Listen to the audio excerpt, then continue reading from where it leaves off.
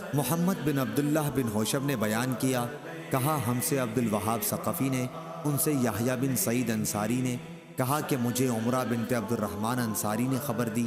انہوں نے بیان کیا کہ میں نے حضرت عائشہ رضی اللہ عنہا سے سنا، آپ نے فرمایا کہ جب زید بن حارثہ، جعفر بن ابی طالب اور عبداللہ بن رواحہ رضی اللہ عنہم کی شہادت کی خبر آئی تو حضور اکرم صلی اللہ علیہ وسلم اس طرح بیٹھے کہ غم کے آثار آپ کے چہرے پر نمایاں تھے۔ میں دروازے کے ایک سوراخ سے آپ صلی اللہ علیہ وسلم کو دیکھ رہی تھی۔ اتنے میں ایک صاحب آئے اور کہا کہ یا رسول اللہ صلی اللہ علیہ وسلم، جعفر کے گھر کی عورتیں نوحہ اور ماتم کر رہی ہیں۔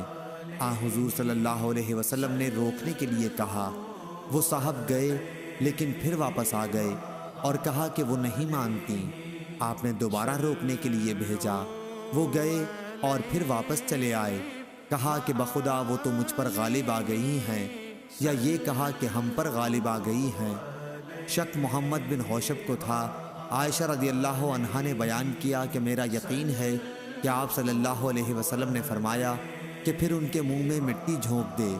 اس پر میری زبان سے نکلا کہ اللہ تیری ناک خاک آلودہ کرے، تو نہ وہ کام کر سکا جس کا حضور صلی اللہ علیہ وسلم نے حکم دیا تھا، اور نہ آپ کو تکلیف دینا چھوڑتا ہے۔ صحیح بخاری حدیث نمبر 1305۔